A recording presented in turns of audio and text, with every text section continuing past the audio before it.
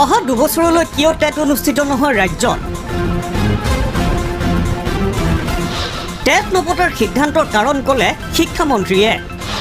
মে মাহৰ ভিতৰত শিক্ষা বিভাগৰ ৮,০০০ পদ পূৰণ হ'ব অহা দুটা বছৰলৈ ৰাজ্যত অনুষ্ঠিত নহয় টেট অনুষ্ঠিত নকৰাৰ সিদ্ধান্তৰ কাৰণ এইবাৰ ক'লে শিক্ষামন্ত্ৰী ডক্টৰ ৰণোজ পেগুৱে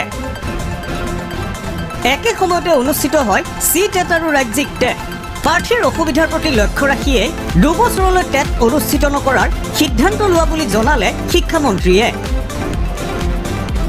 বিগত সময়ত টেট উত্তীৰ্ণ প্ৰাৰ্থীৰে অনাগত সময়ত প্ৰয়োজনীয় পদ পূৰণ কৰিব পৰা যাব বুলিও ক'লে শিক্ষামন্ত্ৰীয়ে এফালে শিক্ষা বিভাগত বাকি থকা নিযুক্তি শীঘ্ৰে সম্পন্ন হ'ব বুলি ঘোষণা কৰে শিক্ষামন্ত্ৰীয়ে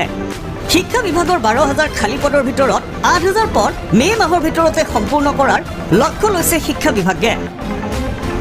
চৰকাৰী বিদ্যালয়সমূহত শিক্ষাৰ্থীৰ সংখ্যা দিনে দিনে বৃদ্ধি পোৱাৰ কথা উল্লেখ কৰি শিক্ষামন্ত্ৰীয়ে নিযুক্তি প্ৰক্ৰিয়া শীঘ্ৰে সম্পন্ন কৰাৰ কাৰণ উল্লেখ কৰে অসমীয়া মাধ্যমৰ বিদ্যালয়ত ইংৰাজী পাঠ্যক্ৰম অন্তৰ্ভুক্তিৰ প্ৰসংগটো পুনৰ মন্তব্য কৰিলে শিক্ষামন্ত্ৰীয়ে বিদ্যালয়লৈ নোযোৱা চৰকাৰী মাধ্যমৰ বিদ্যালয় নেদেখাসকলেহে বিতৰ্কৰ সৃষ্টি কৰে বুলি তাৎপৰ্যপূৰ্ণ মন্তব্য কৰে শিক্ষামন্ত্ৰীয়ে